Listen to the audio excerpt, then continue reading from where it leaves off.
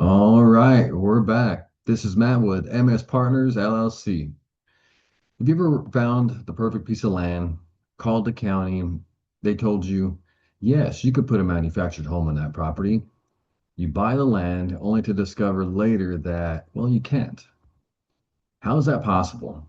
The answer often comes down to something many buyers never think to check before they buy, and that's the covenants and deed restrictions.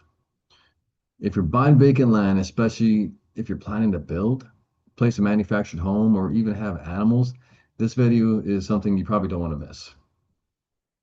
Let's start with the basics. When you call the county planning and zoning, they're telling you what the government allows. But that's only part of the equation. A property may also have private restrictions that were created by maybe a developer, subdivision, homeowners association, or previous landowner. And these are commonly called covenants, CCNRs, or deed restrictions. Unlike zoning laws, these restrictions are attached to the property itself and can continue for decades.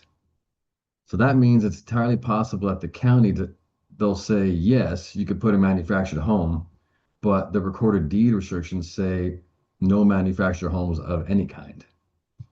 And in many cases, those private restrictions are enforceable.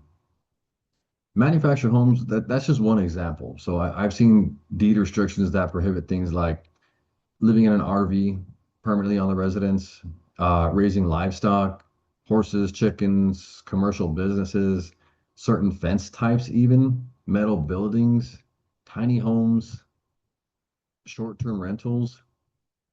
Some restrictions even require a minimum house size. I mean, imagine buying a property because you wanted to build a nice, cozy little 900 square foot home, only to discover that the restrictions require at least 1,800 square feet.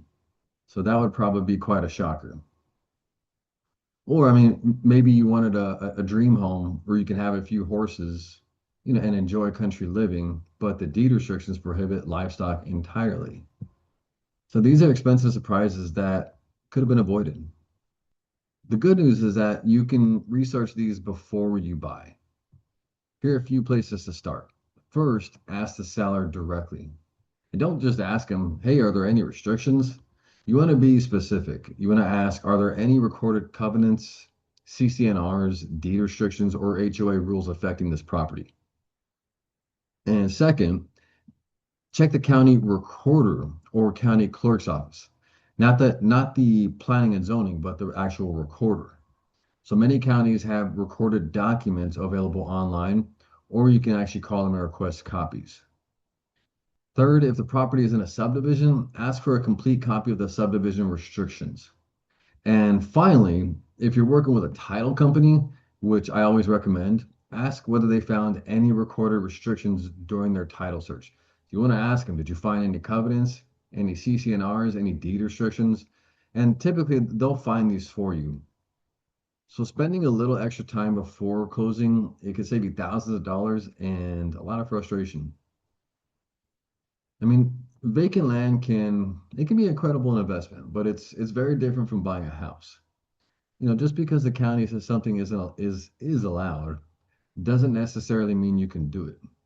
Always verify both public regulations and private deed restrictions before you purchase. It's one of the easiest ways to avoid buying a property that just doesn't fit your plans. If you found this video helpful, I'd really appreciate if you hit the like button and subscribe to the channel. Here at MS Partners, my goal is to help you avoid costly real estate mistakes, make better understanding or better understand vacant land, manufactured homes, private property, and just make informed decisions before you spend your hard-earned money.